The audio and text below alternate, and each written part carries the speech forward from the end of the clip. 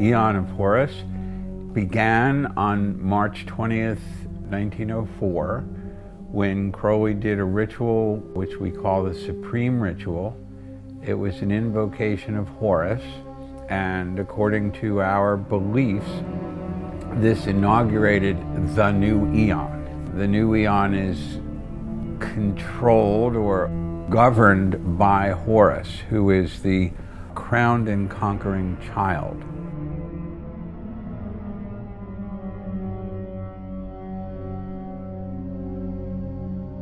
It replaces the Aeon of Osiris, the Aeon of the Father, the Aeon of the dying God, when our archetypal model or motif was sacrifice, when it was believed that the sun plunged into the sea or the abyss at night, and there was a great fear and trepidation that took over the minds of people, and then it kind of reestablished itself at the dawn in the morning, and everyone was relieved, and the solar deity became the face of God.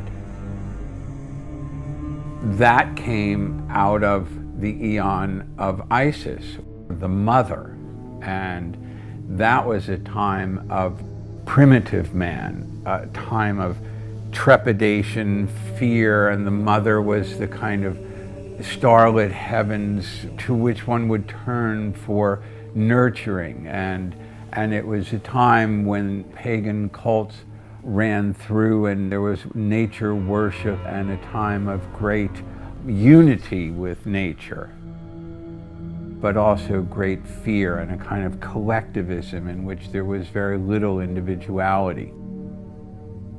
The Aeon of Osiris became the model of the one individual, the Jesus Christ or the Mithra or the Adonis, who would kind of rise up to become the savior and then be killed. And then part of that mystery was his resurrection as the Son. S-U-N and S-O-N both.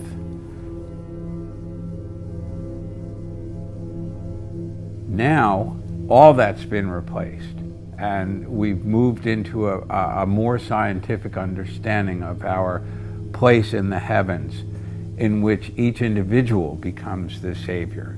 Each individual is the star. Each individual has everything that it takes for us to become the savior, the Messiah, the anointed one. At the same time, we're living in the Aeon of the child, and what is the child but some superstitious mass of ignorance and fear?